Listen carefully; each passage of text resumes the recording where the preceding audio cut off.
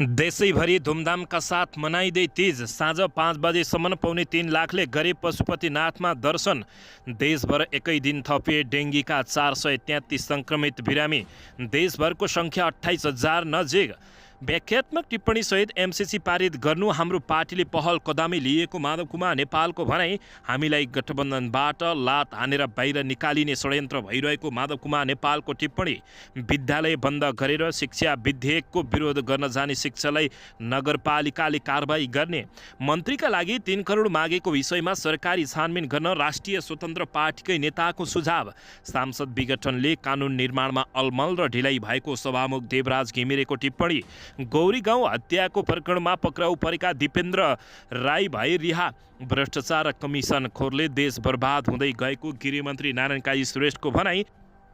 हतपटेटो बन्दै सन्दीप लामिछानेको मुद्दा। न्यायाधीशहरूको भागाभाग हुँदा 16 पटक फैसला पेशी स्थगित। धरानका डिएसपीलाई गृहमन्त्रीले सरुवा नगर्दा मेयर हर्क साम्पाङलाई तनाव। फेसबुकमा लेख्न अझै छोडेनन् स्ट्याटस। सेयर बजारमा झिनो अङ्कले बढ्दा कारोबार रकम भने वात्तै घट्यो। देशको मुद्रा बलियो हुन अर्थतन्त्र बलियो बनाउनु पर्ने नेकपा एमालेका अध्यक्ष केपी शर्मा ओलीको भनाई। केन्द्रीय समिति बैठक अघि शेखर पक्षले बोलायो भेला। विश्वप्रकाश र प्रदीपलाई पनि निम्ता। राप्रपा नेपालले असोज 3 गते देशव्यापी प्रदर्शन गर्ने। आखिर के छ एजेन्डा, यसबारे सम्पूर्ण जानकारी। कोशी प्रदेशको रणनीति चालबाजीमा मुख्यमन्त्री कार्की राप्रपाको अर्कै दाउ। कोशीका 2 पूर्व मुख्यमन्त्री शेरधन र राजेन्द्र बीच 1-to-1 भेटवार्ता। आलोपालो सरकारको गरे प्रस्ताव। पशुपतिनाथको बस पार्कमा अनियमितता र कानुनको गम्भीर उल्लङ्घन देखिएको मन्त्री सुधन किरातीको भनाई। एकताको लागि आगामी महाधिवेशनबाट पार्टीको नाम फेर्न नेकपा माओवादी केन्द्र तयार। 60 किलो सुन तस्करी प्रकरणमा 29 जना विरुद्ध मुद्दा दायर। वर्षमान पुन अनन्तका भाइको लगानीको सुन खानी खोज्न तस्कर समूहको सहयोग गरेको खुलासा।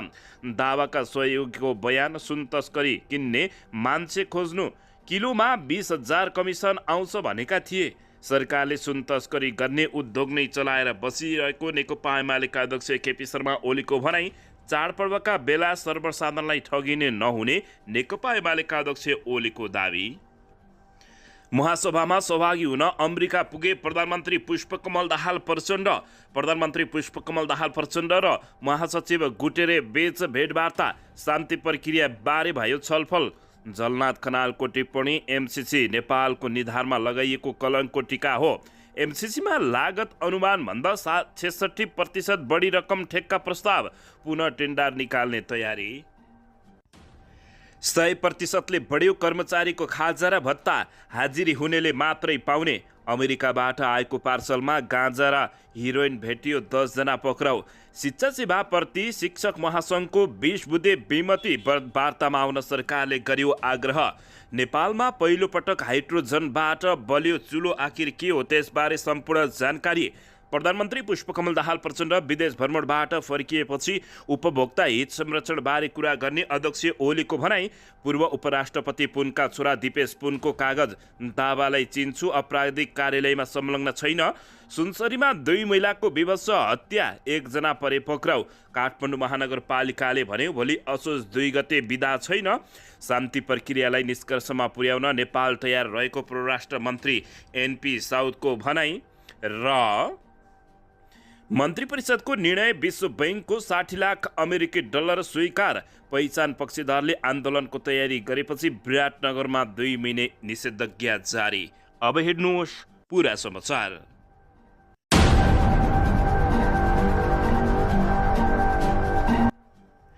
दर्शक महानुभावहरू नमस्कार। नेपाली न्युज टिभीको न्युज बुलेटिन खबरमा यहाँहरूलाई हार्दिक स्वागत छ।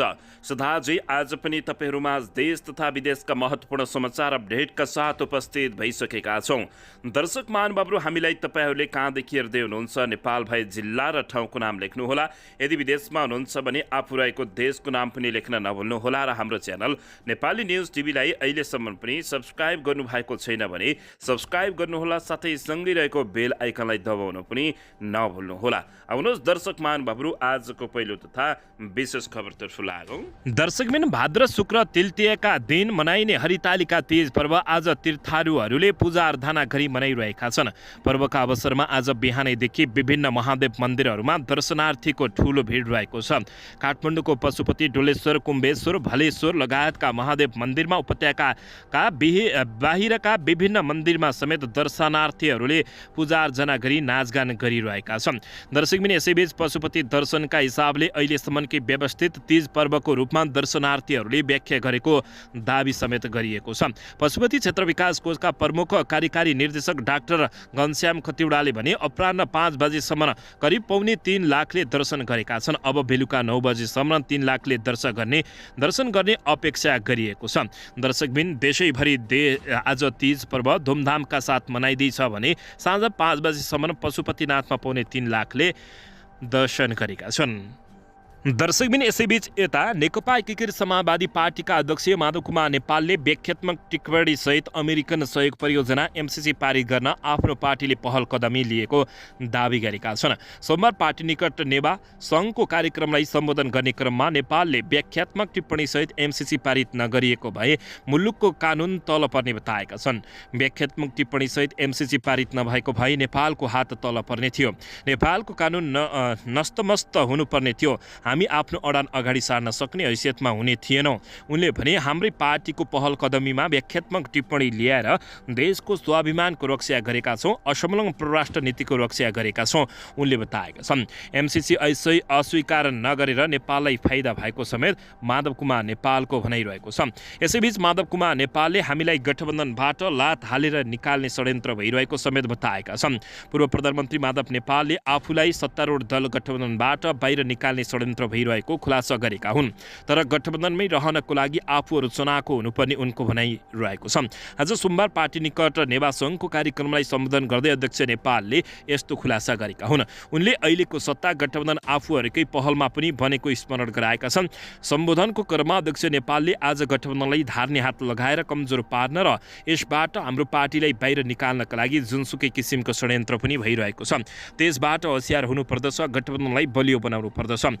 यो बनाउन हामीले नै भूमिका खेलेका हौँ। यद्यपि उनले गठबन्धनभित्र सबैसँग मिलेर नै अगाडि बढ्नुपर्ने आवश्यकता रहेको औलाएका छन्। दर्शकबिन यसैबीच यता उपप्रधान तथा गृहमन्त्री नारायण काजी श्रेष्ठले देशको एकता र विकासको लागि युवाहरूको निर्णायक भूमिकामा रहेको बताएका छन्। यसैबीच भ्रष्टाचार र कमिसनखोरले देश बर्बाद हुँदै गएको गृहमन्त्री श्रेष्ठले बताएका छन्। गोर्खा काठमाडौँ युवा सङ्घद्वारा आयोजित युवा सङ्घ भेटघाट तथा साक्षात्कार कार्यक्रममा उनले देश युवाहरूको समेत भएको बताएका छन्। नेपाल आजसम्म स्वतन्त्र देश हो, यसमा हाम्रो पुर्खाहरूको महत्त्वपूर्ण भूमिका छ। उनले भने देशमा विकासको अथाह सम्भावना भए पनि भ्रष्टाचार र कमिसनखोरले देश बर्बाद हुँदै गएको उनको भनाइरहेको छ। सुशासन र भ्रष्टाचार विरोधी अभियान सरकारले चालिरहेको गृहमन्त्री श्रेष्ठले बताएका छन्। मिटर ब्याज सम्बन्धी कानुन ल्याएर मिटर ब्याज पीडितहरूलाई न्याय दिन थालिएको, पुलिस प्रशासन सरुवा बढुवामा लेनदेन हुने कुरालाई शून्यमा झारेका छौँ। भुटानी शरणार्थी ललिता निवास जग्गा प्रकरण, सुन तस्करी प्रकरण लगायत सबै कारबाहीहरू अगाडि बढेको गृहमन्त्रीले बताएका छन्। माओवादी केन्द्रका वरिष्ठ उपाध्यक्ष समेत रहेका श्रेष्ठले माओवादी पार्टी भए पनि गलत गर्नेलाई नाछड्ने बताएका हुन्। साथै उनले नेताहरूलाई खबरदारी गर्ने युवाहरूलाई आह्वान गर्दै गृहमन्त्री श्रेष्ठले गोर्खाको विकासका लागि साझेदारी गर्न आग्रह गरेका छन्। गोर्खालाई दुःख पीर पर्दा मेरो सहयोग रहन्छ, गोर्खाको विकासका लागि साझेदार गरौँ उनले बताएका छन्। दर्शकबिन यसैबीच नेकपा एमालेका अध्यक्ष केपी शर्मा ओलीले गरेको संसद विघटनले कानुन निर्माणमा अलमल र ढिलाइ भएको सभामुख देवराज घिमिरेले बताएका छन्। सभामुख देवराज घिमिरेले प्रतिनिधि सभा 2074-2079 विघटनले कानुन निर्माणमा अलमल र ढिलाइ भएको बताएका हुन्। उनले आगामी दिनमा कानुन निर्माणका लागि सरकार र राजनीतिक दलहरूले चासो दिनुपर्ने बताउँदै त्यसका लागि संसद तयार रहेको बताएका छन्। राष्ट्रिय समाचार समितिसँग कुराकानी गर्दै सभामुख घिमिरेले प्रतिनिधि सभाको अघिल्लो कार्यकाल पूर्णतः सञ्चालन हुन नसक्दा र राजनीतिक दलहरू बीचको असमझदारीले कानुन निर्माणमा प्रभाव परेको बताएका छन्। सङ्घीय कानुन बनाउने सङ्घीय सांसदले हो। गत कार्यकालको सांसद पूर्णतः सञ्चालन हुन सकेन। त्यहाँ तानातान र हानाहानको स्थिति भयो, विरोध र बहिष्कारको स्थिति भयो। जरुरी कानुन बनाउने र बहस छलफल गर्ने काममा सोचे जस्तो सफलता हासिल भएन। राजनीतिक अस्थिरता भयो, सभामुखले भनेका छन्। कानुन बनाउने थलो कहिले विघटन भयो, कहिले पुनर्स्थापित भयो। यसले गर्दा केही अलमल र ढिलाइ भयो। अब अहिलेको सदनमा आवश्यक कानुन ल्याउन सरकार र राजनीतिक दलले चासो दिनुपर्ने हुन्छ। सांसद समितिहरू र सांसद सचिवालय आवश्यक सहजीकरण गर्न तयार छ।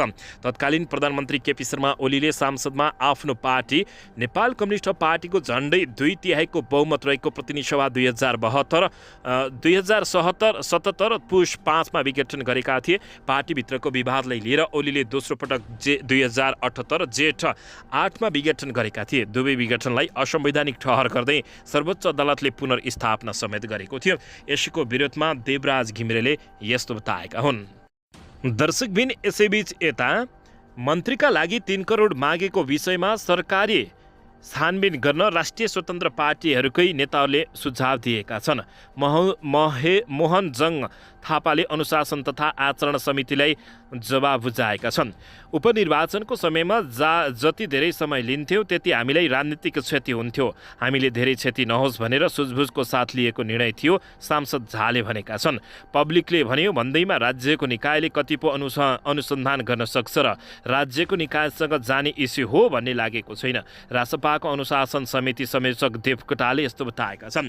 दर्शकबिन, यसैबीच राष्ट्रिय स्वतन्त्र पार्टीका केन्द्रीय सदस्य मोहन जङ थापाले मन्त्री बनाउन 3 करोड मागेको आरोपबारे पार्टीको अनुशासन तथा आचरण समितिलाई जवाब पठाएका हुन्। केही दिन पहिले रासपाको उक्त समितिले पूर्व सांसद डाक्टर ढाकाकुमार श्रेष्ठले मन्त्री बन्ने भए 3 करोड बुझाउन भन्ने पार्टी नेतृत्वको कोर टिमका व्यक्ति केन्द्रीय सदस्य थापा भएको सार्वजनिक अभिव्यक्ति दिएका थिए। उक्त प्रकरणको छानबिन राज्यका निकायले गर्दा हुने पनि रासपाका नेताहरूले बताउन थालेका छन्। रासपा सांसद मनिष झाले पार्टीका तत्कालीन सांसद ढाकाकुमार श्रेष्ठले मन्त्री बन्नका लागि नेतृत्व कोर टिमलाई 3 करोड रुपियाँ बुझाउनु पर्ने प्रकरणको छानबिन राज्यका संयन्त्रहरूले गर्दा आफूलाई राम्रो लाग्ने बताएका हुन्। उनले उक्त प्रकरणको छानबिन पार्टीको अनुशासन तथा आचरण समितिले गरिरहेको र त्यसमा सार्वजनिक रूपमा प्रश्न उठ्न सक्ने भन्दै राज्यका निकायले नै छानबिन गर्दा राम्रो हुने आफूलाई लागेको उनले बताएका छन्। दर्शकबिन, यसैबीच यता सुनसरीको दुबई नगरपालिकाले विद्यालय बन्द गराएर शिक्षा विधेयकको विरोध गर्न जाने शिक्षकहरूलाई कारबाही गर्ने चेतावनी दिएको छ। संसदमा दर्ता भएको सङ्घीय शिक्षा विधेयकको विरोधमा नेपाल शिक्षक सङ्घले असोज 3 गते देशव्यापी रूपमा विद्यालय बन्द गराएर शिक्षकहरूलाई काठमाडौँमा हुने आन्दोलनमा उतार्ने बताएपछि नगरपालिकाले यस्तो विज्ञप्ति जारी गरेको हो। विद्यालय बन्द गराएर शिक्षा विधेयकको विरोध गर्न गए दुबई नगरपालिका शिक्षा सम्बन्धमा व्यवस्थापन गर्न भनेको ऐन 2077 को दफा 112 बमोजिम कारबाही हुने चेतावनी समेत दिएको जानकारी प्राप्त भएको छ। दर्शकबिन, यसैबीच यता कोशी प्रदेश सरकारमा चुलेको सत्ता सङ्कटका विषयमा कोशी प्रदेशका पूर्व मुख्यमन्त्री बीच भेटवार्ता भएको छ। सत्ता सङ्कटका विषयमा दुई पूर्व मुख्यमन्त्री राजेन्द्र प्रसाद राई र शेरधन राई बीच धरानमा भेट भएको हो। भेटका क्रममा कोशीमा देखिएको सत्ता सङ्कटको विषयमा छलफल भएको बुझिएको छ। भेटमा पूर्व मुख्यमन्त्री शेरधन राईले सरकार सञ्चालनमा सहयोग गर्न राजेन्द्र राईलाई आग्रह गरेका छन्। आफूबीच भेट भएको स्वीकार गर्दै पूर्व मुख्यमन्त्री शेरधन राईले सरकार सञ्चालनका बारेमा छलफल भएको बताएका हुन्। उनले भने अस्थिर सरकार भएका कारण प्रदेशमाथि नै प्रश्न उठेको छ। प्रदेशमाथि उठेका प्रश्नहरूको जवाब दिन पनि हामीले सहकार्य गर्न आवश्यक छ। कोशी प्रदेशको नेतृत्वमा सरकार गठन भएको छ। संविधानको धारा 168(3) अन्तर्गत सबैभन्दा ठुलो दलको हैसियतले मुख्यमन्त्री बनेका हिक्मत कार्कीले 30 दिनभित्र विश्वासको मत लिनुपर्नेछ। नेकपा एमालेसँग बहुमत नभएका कारण अहिलेको सरकारलाई विश्वासको मत दिन शेरधन राईले आग्रह गरेको पूर्व मुख्यमन्त्री राजेन्द्रले बताएका छन्। पूर्व मुख्यमन्त्रीले आलुपालो सरकारसम्मको कुरा गर्नुभयो। राजेन्द्रले भने मैले सकारात्मक जवाब दिएको छ। उनले कोशी प्रदेशको समग्र राजनीतिक अवस्थामा बारेमा छलफल भएको पनि बताउँदै हामीलाई सहयोग गर्नुहोस् भन्नुभयो। मैले साथीहरूसँग छलफल गर्छु भनेको छ। राजेन्द्रले भने उनले लामो समयपछि शेरधनसँग भेट भएको बताएका छन्। नेकपा एमाले छाडेर एकीकृत समाजवादी पार्टीमा लागेपछि यी दुई नेताका बीचमा भेट भएको थिएन। शेरधन राईले प्रदेशको मुख्यमन्त्री हुँदा नेकपा एमालेमै रहेका राजेन्द्रले शेरधनको कार्यशैलीप्रति सदनमा तीव्र विरोध गरेका थिए। यसपछि दुई नेताहरू बीचको सम्बन्ध तिक्त बनेको थियो। दुई पूर्व मुख्यमन्त्री भोजपुरका हुन् भने उनीहरूबीच लामो समयदेखि राजनीतिक प्रतिस्पर्धा समेत चल्दै आएको छ। दर्शकबिन यसैबीच यता नेकपा माओवादी केन्द्र पार्टीको नाम फेर्न तयार भएको छ। पार्टी अध्यक्ष पुष्पकमल दाहाल प्रचण्ड र महासचिव देवप्रसाद गुरुङले पार्टी कमिटीमा आन्तरिक सर्कुलर जारी गर्दै अन्य कम्युनिस्ट घटकहरूसँग पार्टी एकताको विषयमा पार्टी एकता गर्नको लागि पार्टीको नाम परिवर्तन गर्न तयार भएको बताएका छन्। भदौ 25 गते पेरिस डाँडामा बसेको पदाधिकारी बैठकको निर्णय पार्टी कमिटीमा पठाइएको सर्कुलरमा भनिएको छ। नेपाल कम्युनिस्ट पार्टी माओवादी केन्द्र र अन्य कम्युनिस्ट घटकहरूसँग पार्टी एकताको विषयमा गम्भीर ढङ्गले वार्ता संवाद र छलफल भइरहेको सन्दर्भमा पार्टी एकतालाई सफल तुल्याउनका लागि नेपाल कम्युनिस्ट पार्टीको पछाडि कोष्ठमा रहेको माओवादी केन्द्रको बारेमा आगामी महाधिवेशनमा छलफल गरी आवश्यक निर्णय गर्न सकिने बताइएको छ। सङ्घीय संसद प्रतिनिधि सभा र राष्ट्रिय सभाका सांसदहरूलाई संसदको बैठक र विषयगत समितिका बैठकहरू प्रभावित नहुने गरी 3 महिने अभियानमा उपत्यकामा जिम्मेवारी दिन समेत माओवादीले निर्णय गरेको बताइएको छ। माओवादीले नेकपा एकीकृत समाजवादी पार्टीका डाक्टर बाबुराम भट्टराई नेतृत्वको नेपाल समाजवादी पार्टी नेत्र विक्रमचन्द्र विप्लवको नेकपा सहित विचार मिलित दलहरूसँग एकताको प्रयास गरिरहेको छ। एकता प्रक्रियामा जान अन्य दलले नामलाई लिएर विमति जनाएपछि नाम फेर्ने गरी अगाडि बढिएको जानकारी प्राप्त भएको छ। दर्शकबिन यसैबीच यता राप्रपा नेपालले असोज 3 गते देशव्यापी प्रदर्शन गर्ने भएको छ। राप्रपा नेपालले आगामी असोज 3 गते देशव्यापी प्रदर्शन गर्ने निर्णय गरेको छ। आज पार्टी अध्यक्ष कमल थापाको उपस्थितिमा बसेको समितिमा बैठकले गणतन्त्र, धर्मनिरपेक्षता र सङ्घीयता बोकेको भ्रष्ट शासकहरूको पुतला जलाउन तथा राँके जुलुस प्रदर्शन गर्ने पनि निर्णय गरेको जानकारी प्राप्त भएको छ। प्रदर्शनलाई व्यापकताका दिन सफल बनाउन पार्टीको जिल्ला कमिटी, भातृ सङ्गठन र आम जनतालाई आह्वान गरेको जानकारी प्राप्त भएको छ। आज बसेको बैठकमा गत भाद्र 29 गतेको विरोध प्रदर्शनको समीक्षा र भावी कार्यक्रमको बारेमा छलफल भएको थियो। बैठकलाई सम्बोधन गर्दै अध्यक्ष थापाले अहिले सङ्घीय गणतन्त्रको नाममा कायममा भ्रष्टाचार व्यवस्थाले मुलुकलाई सुदृढको सङ्कटको दलदलमा फसाइरहेकाले मुक्तिका लागि अब सडक सङ्घर्षको माध्यमबाट व्यवस्था परिवर्तन गर्न जोड दिएको समेत उनले जानकारी दिएका छन्। दर्शकबिन यसैबीच यता साताको दोस्रो दिन आज सेयर बजार सामान्य अङ्कले वृद्धि भएको छ, तर कारोबार रकम भने ह्वात्तै घटेको छ। साताको पहिलो दिन उच्च अङ्कले गिरावट भएको सेयर बजार आज सामान्य अङ्कले वृद्धि भएको हो। सोमबार नेप्से परिसूचक 4.26 अङ्कले बढेर 1969.18 बिन्दुमा कायम भएको छ। यसअघि बजारमा 28,77,275 किता सेयरको खरिद बिक्री हुँदा 78,04,44,156 रुपियाँको कारोबार भएको छ। अघिल्लो कारोबारको तुलनामा आज कारोबार रकम ह्वात्तै घटेको छ। Emerging Nepal limited, 3 star hydro power र भूगोल इनर्जी डेभलपमेन्ट ब्याङ्कले सर्वाधिक नाफा कमाएका छन् भने Shubham power limited, people's power limited र समता घरेलु लघु वित्तीय वित्त संस्थाका लगानीकर्ताले सर्वाधिक गुमाएको जानकारी प्राप्त भएको छ। कारोबारका आधारमा रिलायबल नेपाल लाइफ इन्सुरेन्स 9,38,00,000 रुपियाँको कारोबारका साथ शीर्ष स्थानमा रहेको खबर प्राप्त भएको छ। दर्शकबिन यसैबीच यता देशको मुद्रा बलियो बनाउन, अर्थतन्त्र बलियो बनाउनु पर्ने नेकपा एमालेका अध्यक्ष केपी शर्मा ओलीले बताएका छन्। धरानका डिएसपीलाई गृहमन्त्रीले सरुवा नगर्दा मेयर हर्क साम्पाङलाई तनाव भएको छ।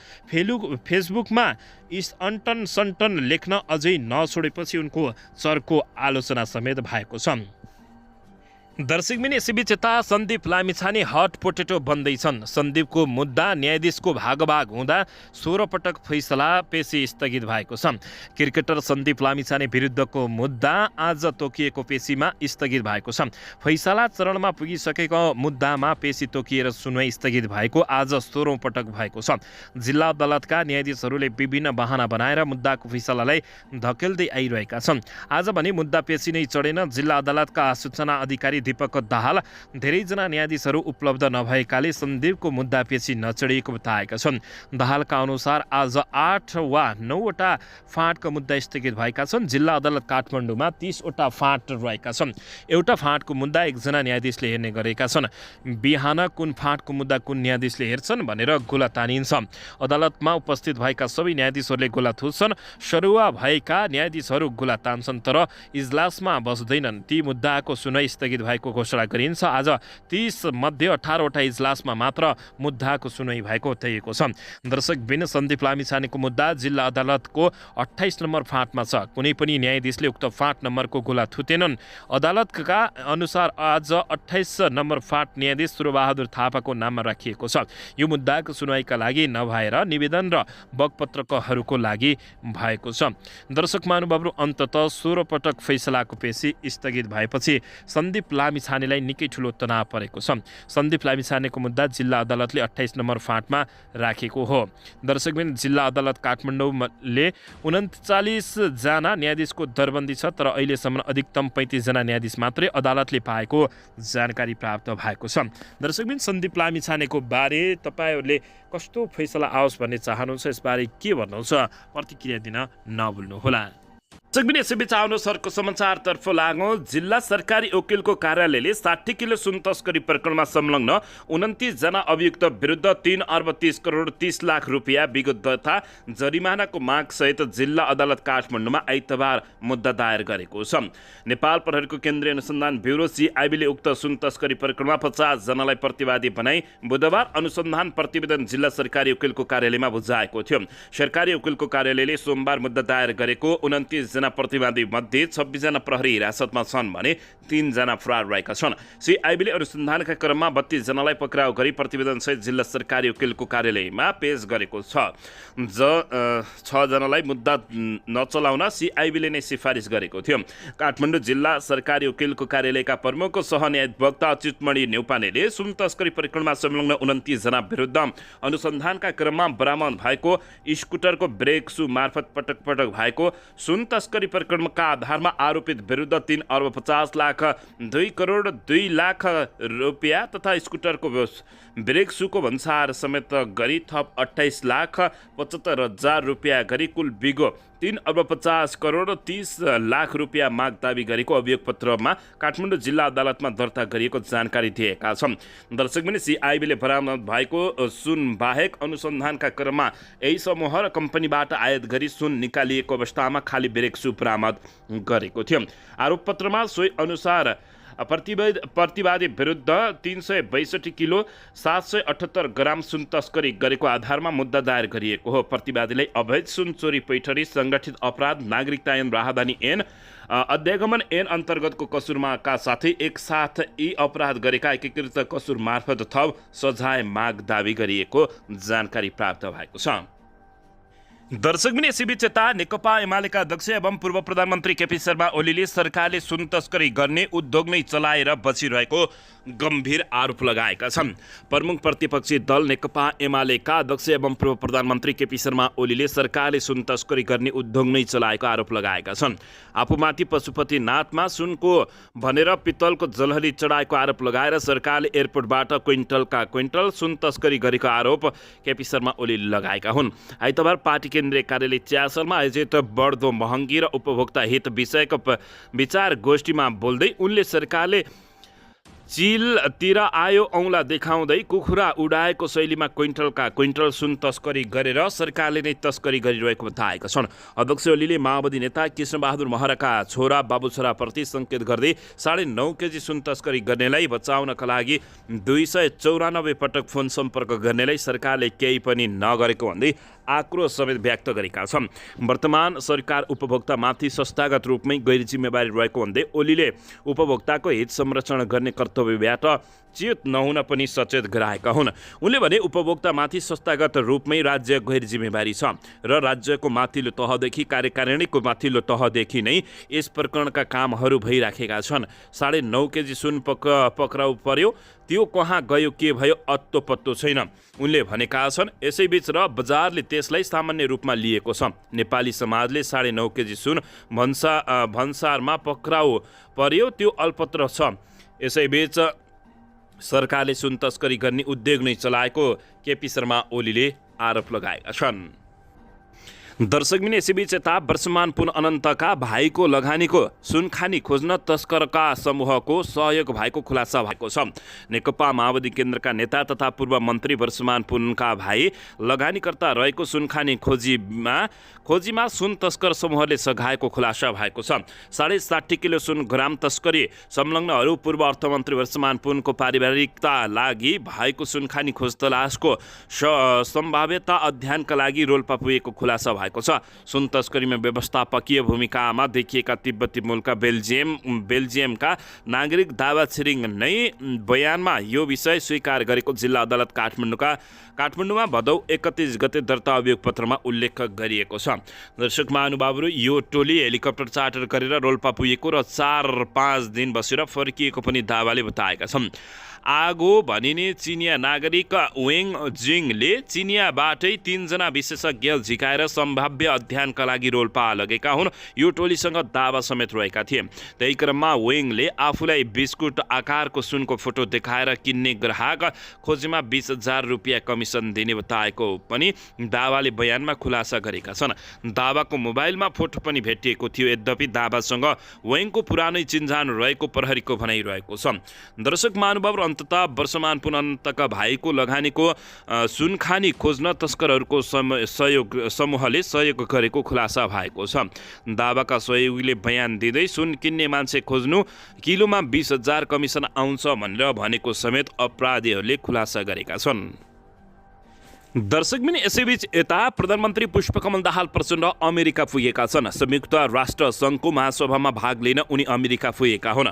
प्रधानमन्त्री पुष्पकमल दाहाल प्रचण्डलाई आइतबार जोन एनएडी अन्तर्राष्ट्रिय विमानस्थलमा संयुक्त राष्ट्र सङ्घका लागि नेपालका स्थायी प्रतिनिधि लोकबहादुर थापा लगायतले स्वागत गरेको प्रधानमन्त्रीको निजी सचिवालयले जानकारी दिएको छ। संयुक्त राष्ट्र सङ्घको महासभामा भाग लिन प्रधानमन्त्री प्रचण्ड शनिबार तीव्र अन्तर्राष्ट्रिय विमानस्थलबाट अमेरिका प्रस्थान गरेका थिए। आगामी असोज 4 गते प्रधानमन्त्री प्रचण्डले राष्ट्र सङ्घको महासभालाई सम्बोधन गर्ने कार्यसूची रहेको परराष्ट्र मन्त्रालयले जानकारी दिएको छ। परराष्ट्र मन्त्रालयले दिएको कार्यसूची अनुसार महासभाको आम बहसमा विश्वको पुनर्निर्माण र विश्वव्यापी एकताको पुनर्निर्माण 2030 एजेन्डा र यसको दिगो लक्ष्यमा सबैका लागि शान्ति समृद्ध प्रगतिका लागि द्रुत कार्य शीर्षकमा प्रधानमन्त्री प्रचण्डले सम्बोधन गर्ने समेत जानकारी प्राप्त भएको छ। दर्शक महानुभावहरू, यसै बीचमा प्रधानमन्त्री प्रचण्ड र महासचिव गुटेरो बीच भेटवार्ता भएको छ। शान्ति प्रक्रियाबारे छलफल भएको हो। संयुक्त राष्ट्र सङ्घको 78औं महासभामा भाग लिन आइतबार अमेरिका पुगेका प्रधानमन्त्री पुष्पकमल दाहाल प्रचण्ड र सङ्घका महासचिव एन्टोनियो गुटेरो बीच भेटवार्ता भएको छ। दुई जना बीच न्युयोर्क स्थित राष्ट्र सङ्घको कार्यालयमा भेट भएको बताइएको छ। प्रधानमन्त्री दाहालले गुटेरोसँग भएको भेट भएकोमा खुसी व्यक्त गरेका छन्। उनले गुटेरोसँग नेपालको शान्ति प्रक्रिया, शान्ति सेना, जलवायु परिवर्तन, दिगो विकासका लक्ष्यहरू लगायतका विषयमा छलफल भएको जानकारी दिएका छन्। नेपाल र संयुक्त राष्ट्र सङ्घको सहकार्यलाई थप सुदृढ गर्न दुई जना सहमत भएको पनि प्रधानमन्त्री पुष्पकमल दाहाल प्रचण्डको भनाइरहेको छ। प्रधानमन्त्री प्रचण्ड शनिबार साँझ न्युयोर्क प्रस्थान गरेका थिए। प्रधानमन्त्री दाहालले आगामी 4 असोज गते महासभालाई सम्बोधन गर्ने कार्यक्रम रहेको परराष्ट्र मन्त्रालयले जानकारी दिएको छ।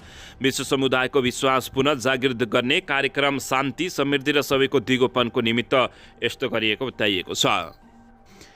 दर्शकबिन यसैबीच यता नेकपा यसका सम्मानित नेता झलनाथ खनालले एमसिसी नेपालको निधारमा लगाइएको कलङ्कको टीका भएको बताएका छन्। एकीकृत समाजवादी पार्टीका सम्मानित नेता एवं पूर्व प्रधानमन्त्री झलनाथ खनालले मुलुकलाई विदेशीको क्रीडास्थल बनाउन खोजिएको भन्दै आक्रोश व्यक्त गरेका छन्। काठमाडौँमा समाजवादी सहकारी सङ्गठनको प्रथम स्थापना दिवसलाई सम्बोधन गर्ने क्रममा पूर्व प्रधानमन्त्री झलनाथ खनालले दुईतिरका ठुला छिमेकीले पनि आफ्नो स्वार्थ स्थापनाको प्रयास गरेको र एउटा टाढाको देशले नेपालीको आस्थालाई किन्ने कोसिस गरिरहेकोले आरोप लगाएका छन्। धरानमा देखेको घटनाले देशैभरि फैलाउने कोसिस भइरहेका आशंका छन्। अहिले पनि हाम्रो देशमा अमेरिकी सेना आएर ट्रेनिङ गरिरहेका छन्। यो कार्यक्रम भइरहँदा पनि घनीभूत रूपले यो प्रकारको जुन अवस्था सृजना हुँदैछ यो दुःखद कुरा होइन, सुखद कुरा होइन। उनले भने हाम्रो देशलाई विभिन्न कारणले चाहिँ प्रयोग गर्न खोजिँदैछ। उनले भने यो शान्त देश, यो बुद्धको देश, तपाईँ हामी सबै शान्तिप्रिय जनता हौँ। हामी शान्ति चाहन्छौँ, हामी कसैसँग लड्न चाहँदैनौँ। हामीले हाम्रो देश स्वतन्त्र राख्न चाहन्छौँ, सार्वभौम सत्ता सम्पन्न बनाउन चाहन्छौँ। हिजो गरिएका असमान सन्धि हामी रद्द गर्न चाहन्छौँ। एमसिसी नेपालको निधारमा लगाइएको कलनको टीका भएको पूर्व प्रधानमन्त्री झलनाथ खनालको भनाइरहेको छ। दर्शकबिन यता भने एमसिसी कार्यान्वयन हुँदा नहुँदै नेपाललाई कङ्गाल बनाउने र भ्रष्टाचार गर्न सुरु भइसकेको छ। एमसिसीमा लागत अनुमानभन्दा 66% बढीमा ठेक्का प्रस्ताव भएपछि पुनः टेन्डर निकाल्ने तयारी गरिएको छ। दर्शकबिन मिलेनियम च्यालेन्ज कर्पोरेसन एमसिसीको प्रसारण लाइन परियोजनाको टेन्डर नै रद्द गर्ने तयारी गरिएको छ। सो टेन्डरमा सबैभन्दा कम प्रतिशत नै लागत अनुमानभन्दा 66% उच्च भएपछि सो रद्द गर्ने तयारी गरेको मिलेनियम च्यालेन्ज एकाउन्ट नेपालका एक बोर्ड सदस्यले जानकारी दिएका छन्। अर्थमन्त्री डाक्टर प्रकाशन महतले पनि ठेकदारहरूले परियोजना निर्माणका लागि अस्वाभाविक रूपमा उच्च मूल्य प्रस्ताव गरेको र त्यसमा मिलिमत्तो भएको हुन सक्ने बताएका थिए।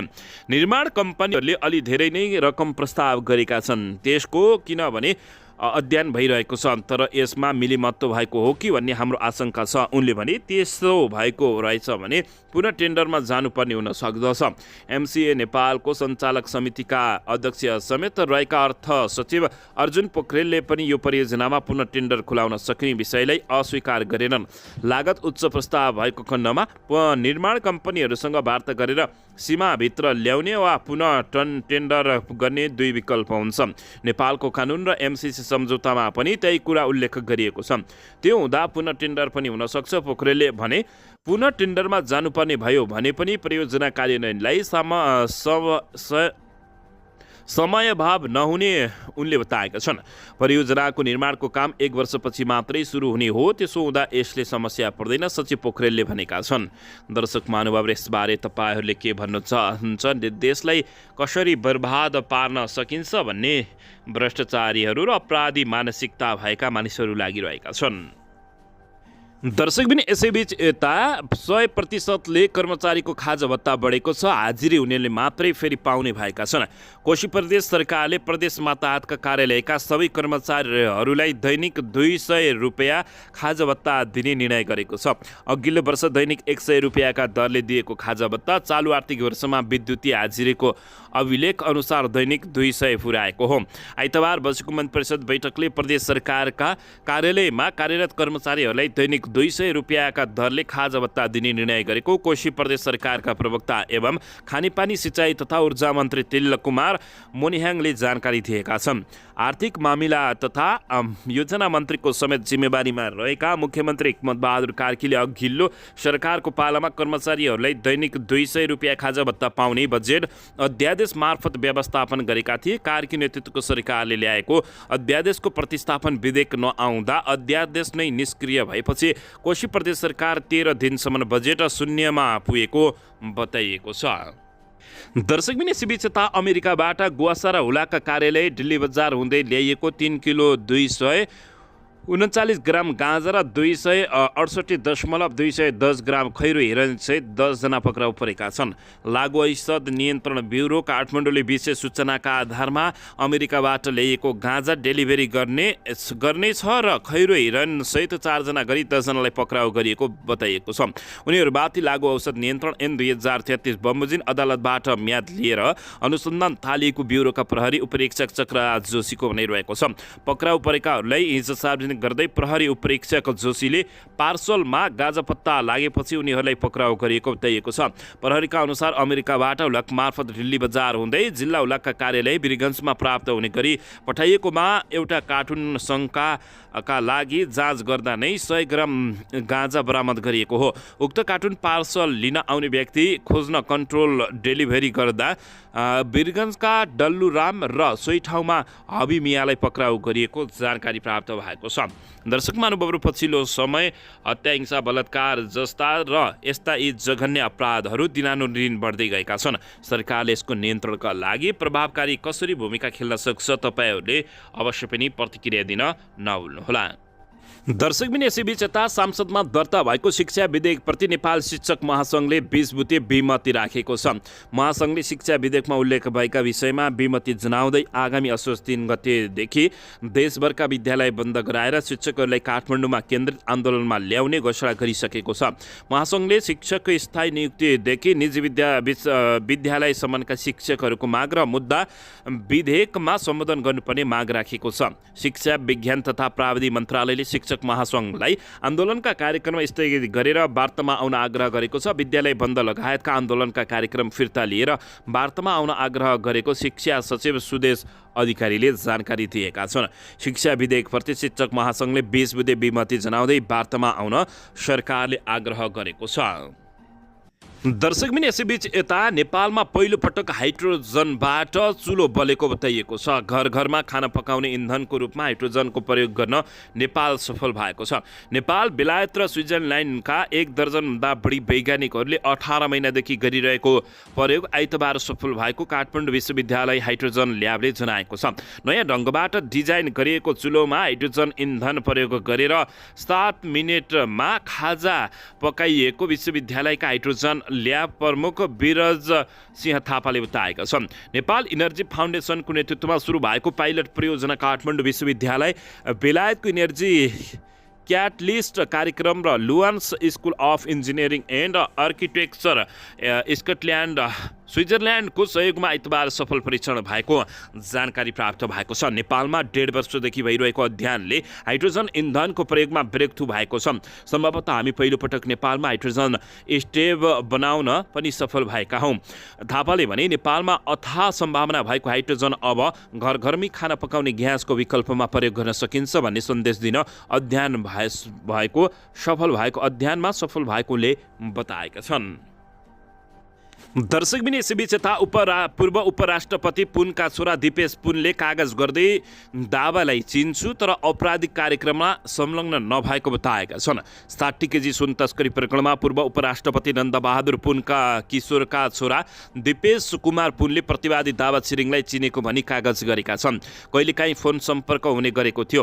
हामी बीच केही कारोबार छैन। अमला रोका मेरो गाउँको भएको निज सहित परिवारको भएकोले साथै माओवादी पार्टीको रोल्पा काठमाडौँ सम्पर्क मञ्चको उपाध्यक्ष भएकाले निजसँग सम्पर्क भेटघाट र चिनजान भएको हो पुनले गरेको कागजमा उल्लेख गरिएको छ।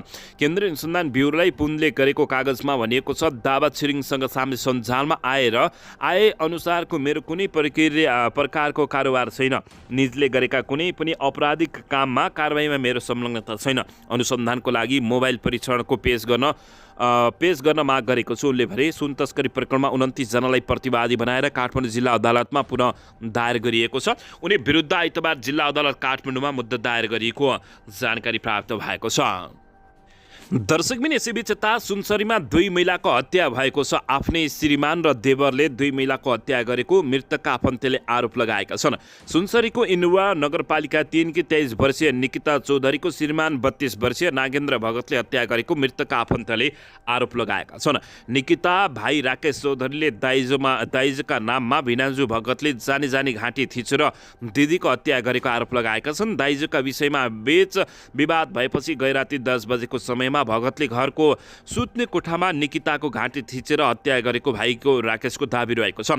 निकिता र भगतको विवाह भएको 21 महिना भएको थियो। भगतले विवाह गरेको 21 महिनापछि थप दाइजो ल्याउन निकितालाई दबाब दिएर यातना दिने गरेको भाइ राकेशको भनाइरहेको छ। निकिताको मृत्यु पश्चात माइती पश्चातले दाइजोको न्युमा निकिताको हत्या गरेको भन्दै जिल्ला प्रहरी कार्यालय सुनसरीमा कर्तव्य ज्यान सम्बन्धी जाहेरी दिएका छन्। सुनसरीका प्रहरी प्रमुख एसपी विपिन रेग्मीले माइती पक्षको जेरीका आधारमा आरोपित भगतलाई पक्राउ गरी घटनाको अनुसन्धान थालिएको बताइएको छ।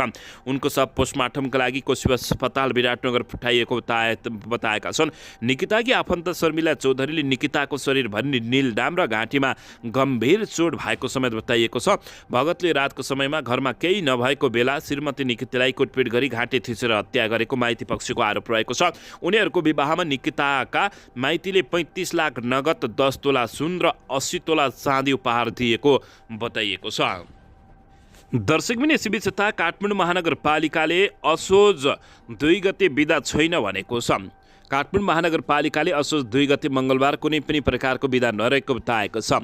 महानगरपालिकाबाट प्रकाशित भित्तिपात्रमा असोज 2 गते ऋषि पञ्चमीको दिन महिला कर्मचारीहरूलाई बिदा रहेको उल्लेख भए पनि उक्त दिन बिदा नभएको महानगरपालिकाले जानकारी दिएको छ। दर्शकबिन यसैबीच यता कोशीको मुख्यमन्त्री कार्यालय र प्रदेशसभा बाहिर 2 महिनासम्म प्रदर्शन निषेध गरिएको छ। पहिचान पक्षधारले आन्दोलनको तयारी गरेपछि प्रशासनले विराटनगरका केही स्थानमा निषेधाज्ञा जारी गरेको छ। प्रदेशको नामप्रति असन्तुष्ट रहेका विभिन्न सङ्घ सङ्गठनहरूले कोशी प्रदेशको राजधानी विराटनगरमा आन्दोलन गर्ने तयारी गरेपछि विराटनगरका केही स्थानमा 2 महिने निषेधाज्ञा जारी गरिएको छ। मोरङका प्रमुख जिल्ला अधिकारी वीरेन्द्र कुमार यादवले आइतबार सूचना जारी गर्दै असोज 1 गते बिहान 6 बजेदेखि लागू हुने गरी 2 महिनासम्म प्रदेशसभा सचिवालयबाट पूर्वमा देवकोटा चोकदेखि पश्चिममा कोशी अस्पताल चोक क्षेत्र, मुख्यमन्त्री तथा मन्त्रिपरिषदको कार्यालय रोड शेष चोकदेखि दक्षिण जतुवा चोक मुख्यमन्त्री निवासको 300 मिटर वरपरको क्षेत्र, प्रदेश प्रमुखको कार्यालयबाट 300 मिटर वरपर र जिल्ला प्रशासन कार्यालय मोरङको डाँफे चोकदेखि पूर्वका क्षेत्रमा प्रदर्शन निषेध गरिएको छ। पछिल्लो समय विराटनगरलाई केन्द्रित गरेर विभिन्न समूह लगायतबाट विरोध धरना जुलुस आयोजना गरी विरोधका कार्यक्रमहरू भइरहेका छन्। उक्त गतिविधिबाट शान्ति सुरक्षामा असर पर्न सक्ने भएकाले सुरक्षा जोखिमलाई मध्यनजर गर्दै सुरक्षा स्थितिलाई सहज बनाउनका लागि असोज 1 गते बिहान 6 बजेदेखि 2 महिनासम्मका लागि निषेधाज्ञा जारी गरिएको सूचना जानकारी प्राप्त भएको छ।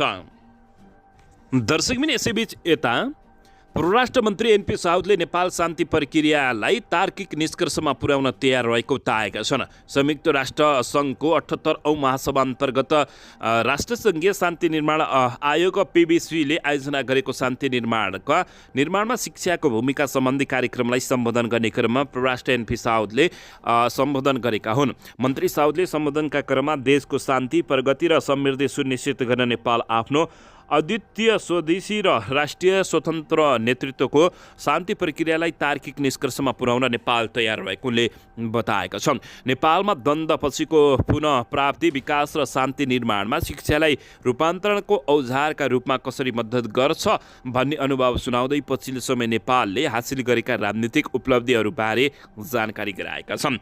उनले विशेष गरी सन् 2006मा विस्तृत शान्ति सम्झौतामा हस्ताक्षर गरेपछि निर्माण भएको संविधानले लोकतन्त्र, मानव अधिकार, विधिको शासन, व्यक्तिगत स्वतन्त्रता, समावेशी र समानुपातिक प्रतिनिधित्व, महिला सशक्तिकरण, प्रेस स्वतन्त्रता र न्यायपालिकाको स्वतन्त्रताका विषयमा विश्वव्यापी मान्यता प्राप्त मूल्यहरूलाई सुदृढ गर्न मद्दत पुर्याएको समेत बताएका छन्।